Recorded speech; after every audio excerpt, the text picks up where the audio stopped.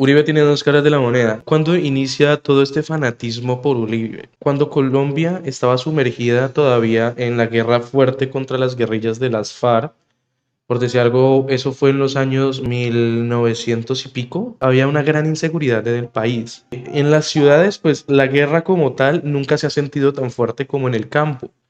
Pero en ese entonces la guerra ya se estaba trasladando inclusive a las ciudades.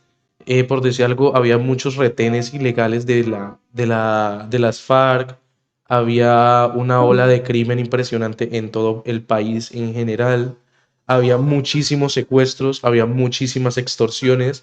Mejor dicho, Colombia era un país muy peligroso en esa década.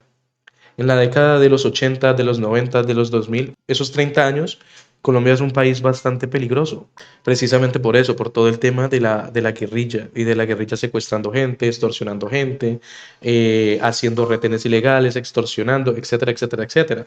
¿Qué pasó? Llegó Uribe, 2002 fue la primera. 2002. Bueno, en el 98, ¿quién es que estaba? Sí. Samper, Diego Pastrana.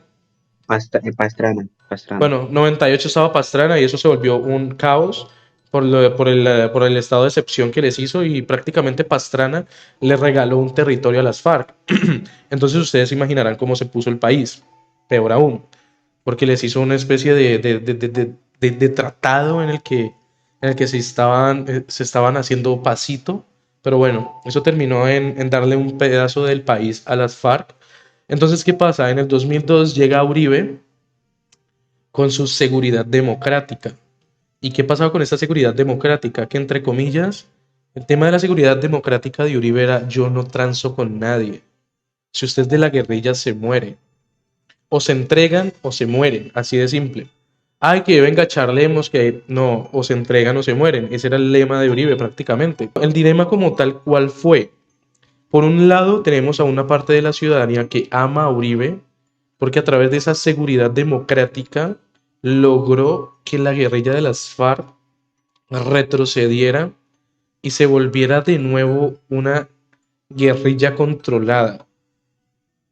Por decir algo entre comillas, bajaron los casos de secuestro, bajaron los casos de asesinatos, de extorsiones, etcétera, etcétera, etcétera.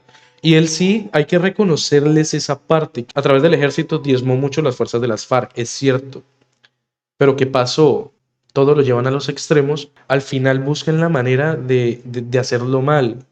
¿Cuál fue la forma que encontraron en ese entonces de joder todo? Pues simplemente se inventaron, bueno, mejor dicho, en el gobierno de Uribe, porque nada funciona de gratis, se estaban dando unos incentivos para las personas, para los militares que tuvieran más bajas al momento de enfrentarse con la guerrilla de las FARC. O sea, a usted de nada le sirve que la guerrilla esté retrocediendo. No, yo necesito que usted me reporte muertos. Ay, pero es que mira que el pueblo ya está muy seguro, ya casi no se ven guerrilleros, ya está muy controlado todo. No me importa, yo necesito que hayan bajas, yo necesito que hayan muertes. Yo necesito que usted me diga, venga, matamos a tantos guerrilleros esta semana. Si lo haces bien, si matas bastantes guerrilleros, te vamos a dar recompensas. ¿Recompensas como qué? Te vamos a dar ascensos, te vamos a dar días de descanso, te vamos a dar más vacaciones, te vamos a aumentar el sueldo, etcétera, etcétera, etcétera. Está fácil, usted es un militar, usted tiene que matar guerrilleros. Te vamos a premiar por tu trabajo. ¿Qué más le pedís a la vida? Entonces, el cuento es ese.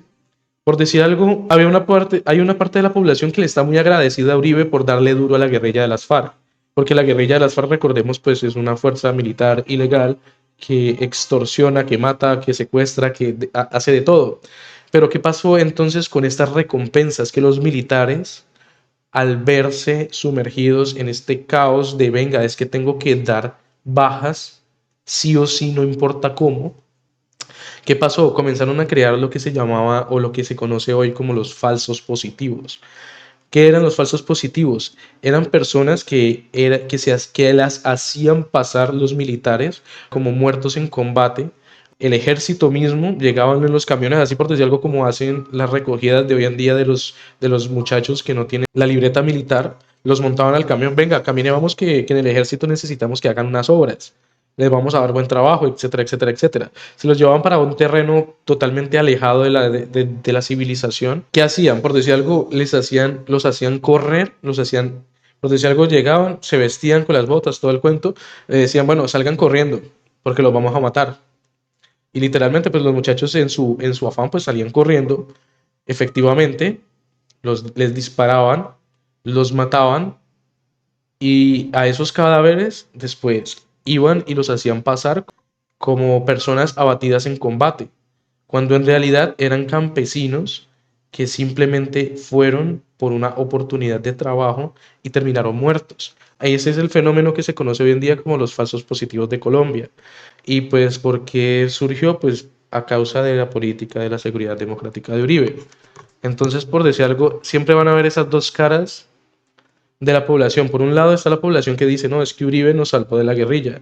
Y por el otro lado va a haber que te va a decir, venga, pero es que, ¿qué es peor? ¿Morir a manos de un guerrillero o morir a manos del ejército de mi país?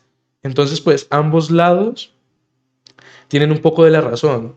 Por decir algo, no podemos decir que uno de los dos lados es el que tiene enteramente la razón. Sí, Uribe hizo mucho por el país. No se puede dejar de decir. El problema es, lo hizo, pero ¿a qué precio? Porque como tal, puede que ustedes ni yo hayamos pagado el precio, pero más de 15.000 colombianos de bien, campesinos honrados, murieron precisamente por esa política de seguridad democrática. Si a eso le sumamos también la conformación de paramilitares, todas las masacres que han sido causadas por paramilitares en el país, porque es que ese es el problema. Por decir algo, muchas veces tratando de buscar una solución, encontramos que la solución es mucho peor.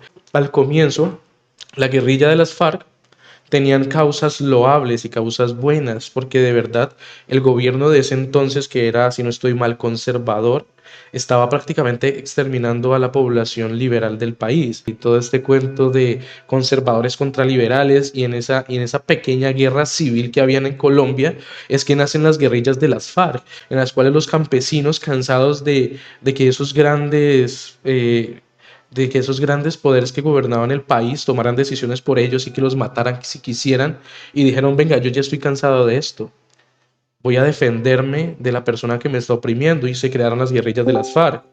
Entonces comenzó como algo, como una lucha contra el poder preestablecido, una lucha por lo justo, entre comillas, y después terminó convirtiéndose en la guerrilla de las FARC, la que hoy en día conocemos, o bueno, la que conocíamos.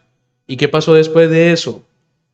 La gente volvió a reunirse y dijeron, venga, yo soy mamado de la guerrilla, que me extorsione, que me secuestre, que me mate, que me violen, que etcétera, etcétera, etcétera. Estoy cansado de la guerrilla, voy a unirme.